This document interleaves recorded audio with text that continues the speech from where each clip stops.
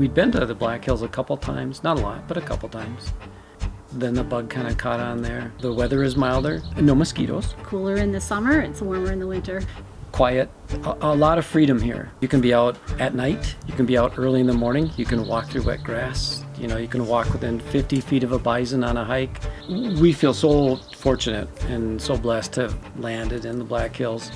I'm Brian Albers, this is my wife Janice, and we're here in our beautiful home in the Black Hills of South Dakota. We found and ended up buying a house about a mile east of Custer. It's got a great wraparound porch, nice 2-story. We're about 11 acres on the side of a hill. Where we're situated, we're kind of in a valley. We're on the edge of our hill, so we don't see the sun rise and we don't see the sun set, but we do get to watch it on Calamity Peak at night. We've enjoyed just doing projects, make the house our home. We went to several craft shows to find bison-themed items for the home, and that we've enjoyed to do. It was my job as an ag teacher at the high school that brought us down to Montevideo. A lot of variety, and it led to be a really good career. At the time, Minnesota had the rule of 90, which would allow me to retire when my age and my years of teaching experience equaled 90.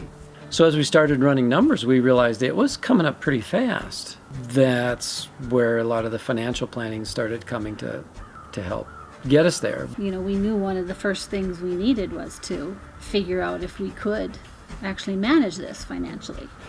Ben looked at our information and just very reassuringly once said, "Oh yeah, you guys can do this." And it just calmed me down.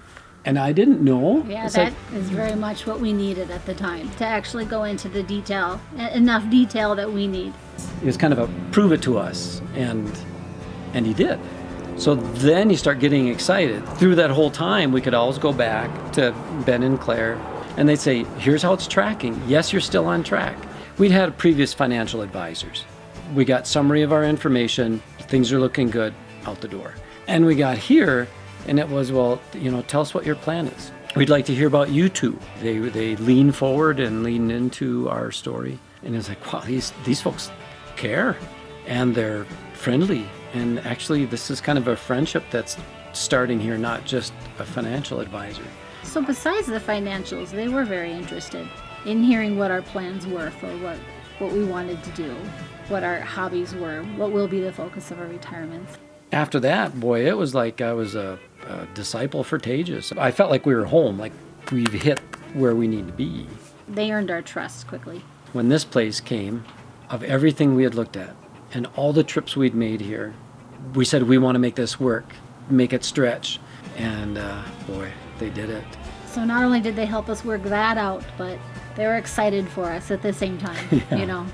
If I look back to where I was, 5, 6, 7 years ago, my stress is gone.